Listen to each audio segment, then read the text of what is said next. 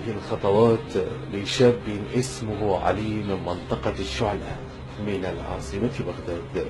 هذا الشاب أحب فتاة ل10 سنوات، كان جميل الشكل لدرجة أنه تتمناه كل الفتيات، وبسبب حبه لهذه الفتاة بدأت له ولأهله كل المعاناة ليجولوا به اليوم في كافة المحافظات في مختلف أنحاء البلاد بما فعلته به حبيبته من سحر وشعوذة ولعنة لتلقيها عليه ليكون اليوم على هذا الحال.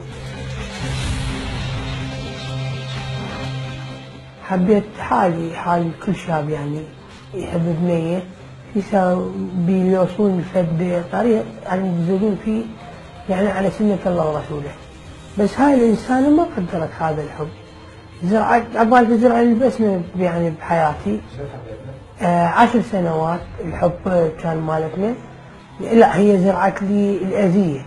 أخذت لي اللي فانتي أمك علاقة ومن شعري قالت لي ذكرى العفو. كان الشورت مالتي فأخذت يعني كان الشورت يعني مو بإمكانيته الصحة النظيف أو هاي، فقدرت أن تمسح بمنطقة حساسة من جسمها.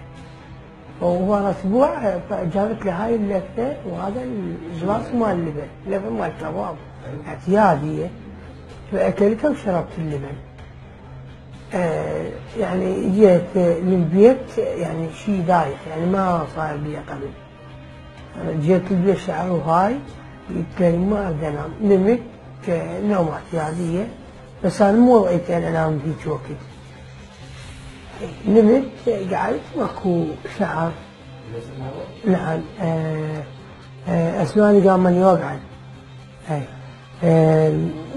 دواختي ماكو شعر.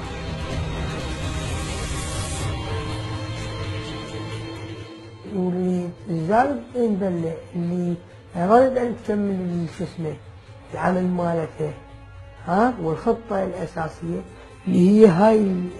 شوف هنا أنا أقدر أرضيها بيدها الدين وقالت شنو شو هاي الكرش جذبتني من هنا، فصارت لنا 5 أصابع، لنا 5 أصابع ما فطنت لنا طبت لي حمام من السباحة شفتني.